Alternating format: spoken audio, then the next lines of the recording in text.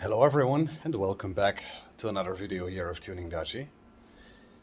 So, I think I got some, well, I wouldn't say unexpected updates for you guys, but one of them.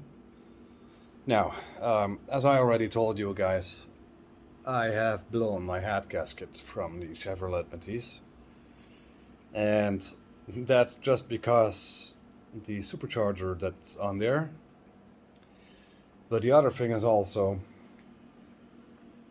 there's something different, actually really unexpected, that I didn't know. One thing what is sure is in the past I bought actually a boost couch meter. I don't know if you guys remember that. I don't think so. I didn't even know if I ever made content from it. I don't know. But I was trying to connect that one, the DeFi Advance, and it seems like it didn't work out, or I took it away because it didn't have a blow-off valve. I don't know what the reason exactly was, why I put it away, but one thing was sure, as far as that time goes, it didn't work out the way I wanted to. Now guys, for now, I'm a little bit working on it because I was talking with Joe Blow, and well, of course, my engine was somehow a ticking time bomb, and well, I have blown my head gasket, of course, as I told before, and yeah, could be, of course, because there was too much pressure in the system, but then again, I don't actually know why my cooling system should give the ghost. But besides that, I have something different that I can show you guys, what I'm currently working on. And normally I need a special control unit for this, and seems like in this case the answer is no. Just check it for yourself. It's the DeFi Advanced. I believe this is the A1 version, and as you guys can see, it goes up to 2 bars of PSI. Now, that's way too much. But yeah. Anyways, a lot of cables over here, so don't look at it too much. Not very important though. But the most important thing, I couldn't get this one running, but after some changes, it did work. So yeah. Now, and also here's the turbo hose. So I'm gonna show you. And you guys can see that it's working perfectly. Let's pull in air now, and then I'm gonna suck some air. Pulling in first. There, you guys saw it. Now I'm gonna pull air. There you go. So as you guys can see, it's working. Now, of course, I don't know, the cables over here, so here you get the minus and the red one and the white one. I think in the past, as soon as I bought this little guy, I put only the black one and the red one on, I believe on the battery, and it didn't do a thing. So I think it was a good idea to take the white one with it. Now, the yellow one is not sure, well, where the color is for, but I have to find that out. At least the functions are, well, really working well. I already set it up the settings that I wanted to. Now, only one setting is actually something different. The only setting which is different, well, is the startup sound. As you guys can hear, it only takes blip blip. That's not actually what I want. I want actually just like the other DeFis. I don't know if that has something to do with with the yellow cable. I don't know. But the one thing is sure, what I want to is that it's actually buzzing instant when it's starting up. So when the needle is moving, I'm just, little kind of weird, but there's a buzzer in there, as you guys have heard, that bleep bleep sound, and yeah, I want that it's going bleeping instantly when it's starting up. Also when there's a failure, so if I'm going to have overboost, that is also sounding the alarm. So whenever I'm not looking at it, that it's actually already giving me the warning sound. But for as far as this goes, I mean, it's looking very promising, at least for the turbo gouge. And that's important because, I mean, I bought this for the supercharging setup. And in this case, it looks actually promising. Now, of course, it comes with this T-piece, which I definitely need.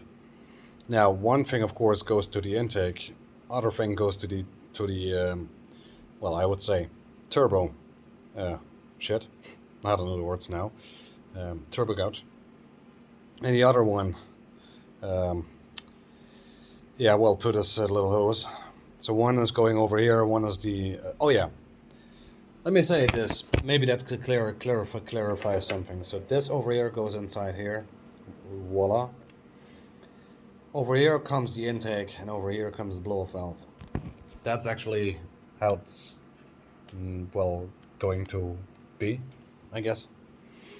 So the only reason to find out if this is really going to work this way is to install it in my car. Now, of course, I'm not there yet. The first day I'm going to be at my car is going to be Saturday. And then, of course, I'm going to take this with me. Now I know that it's working. Weird enough. I don't know why this is working right now. I set it all to the highest brightness I could. And as you guys can see, incredibly sharp. And there we go. So yeah, looks very promising. It's very sharp at colors. So yeah, I mean, that's very nice. So it's very good to see that that's working now. I don't know why it was not working in the past. The only reason to find out if it's working still is to take my battery, which I have in a room near me. That's the battery that's, well, actually broken. I mean, I'm gonna take it and let's see if it's also working on this, because there was it going to fail. I do know some light bulbs do work. I already tested that out because this is the broken battery. So this one, it's the broken battery. So I'm gonna see if I can connect everything on it. Well, I think let's see what it's actually gonna do. So I'm gonna pause the video here and let's test it out for a moment. All right, so I'm back again. So the only thing I need to know is if it's gonna work that way. So how I set it up over here. I mean, it doesn't need to have a stable connection or something like that. That's not necessary. The only thing I want to know is this one gonna work. You guys can see it over there, so that's good. I just have to try to make sure that I use the right ones. So this is the minus and this is the positive. Let's see if it's gonna work that way. Oh yeah, perfect. So I have the battery, of course, as you guys, well, you guys cannot see it, but you guys can see that I'm using the cables over here to put on the battery. I can show you guys that a bit better. There's the battery. Let's make it a bit closer. There you guys can see. Minus terminal. Positive. There we go. Looks very promising. So that's good to see. And it didn't do that in the past. So I don't know what's going on here and what was going on exactly. But I am very happy that it's working this way. The only thing I need to know now, the only thing I need to do is putting the cables back in order, how it should go. And then later on I actually can connect everything. So yeah.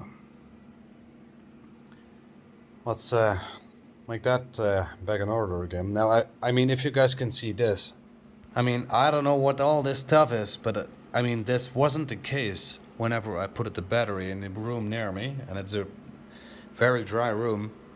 But if you ask me, this is looking a little bit like sour. So, battery sour. Not the way you expect how it should go. Yeah, I do know the terminals are damaged. That has something to do with the 80 amps battery I got. So I got a 80 amps battery to use instead of this 35 amps battery. Yeah, it's a big difference, in case if you guys are asking. But well, I think that's a bit of the part.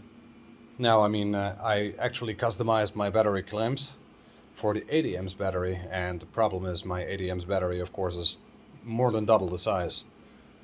So that means it's not going to fit in the same spot, which means I have to get another battery, or I have to do it on another way, just to see to make my own some brackets and of course some different clamps.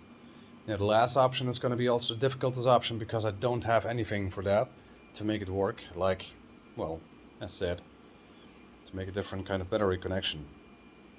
Yeah, I mean, just to be sure, guys, yes, I mean, the 80 amps battery is used, and I got it from someone, and it actually works fine.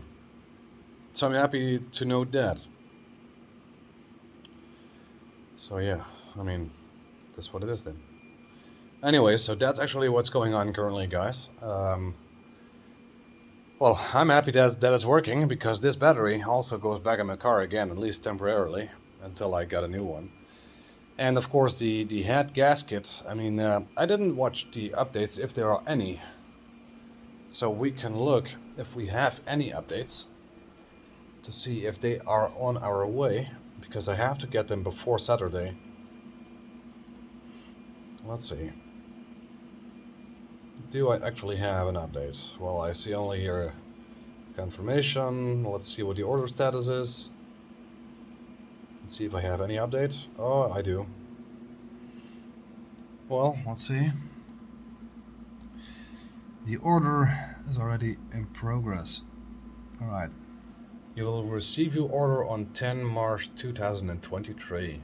So the only thing that we need now is 2 steps ahead. One thing is the order is already laying ready for sending out, so for departure. And the last one is that it's on my way. But it's going, it will be here tomorrow, so I guess we have to wait. Now the nice thing is I already ordered the light metal variant. I don't know if this one, if the head gasket, what I have currently on it is, I don't know what kind of material it is. Never took it off, obviously. I mean, if you don't have to take it off, then you don't take it off, obviously. I mean, that's just thrown away time. That might be becoming handy for other stuff. So, I personally guess that there is just a basic gasket on there, which is not light metal. Light metal is a little bit better, and can go better with higher, well, what should I say, a higher boost, I guess. Now running 6 psi boost is not going to be a problem. That will be fine. But running 10 psi is a different story, and that's probably the case in this time, in my situation. Joe Blow Superchargers already told me that I was probably running, as I told my setup. He said, well, probably you're running 10 psi on it, if not 11. And, well, you definitely need a retune for that. Now, the person that does these retunes is not doing this stuff anymore. At least on my stock ECU. He only is doing that with aftermarkets. So from Holtec or something like that. So yes, that's something that's gonna happen in the future, as long as I don't blow up my engine. I mean, I think I was on the edge of blowing up my engine, as far as he told me. But then again, I'm still careful. I didn't hurt any detonation, so I hope I don't have any holes in my pistons. If so, we have to find a solution for that. Then things are gonna be different. Anyways, guys, I mean, this was the update video for you. So let's see, with the turbo gouge just laying over there, let's hope that we can get a better eye on the boost pressure that we got, because we have some. How much exactly? Not a clue. Anyways, guys, this was Tuning Dutchy, and I catch up with you guys in the next video. Make sure you sign in here on the channel on Saturday for a new update. See you guys then. Thanks for watching.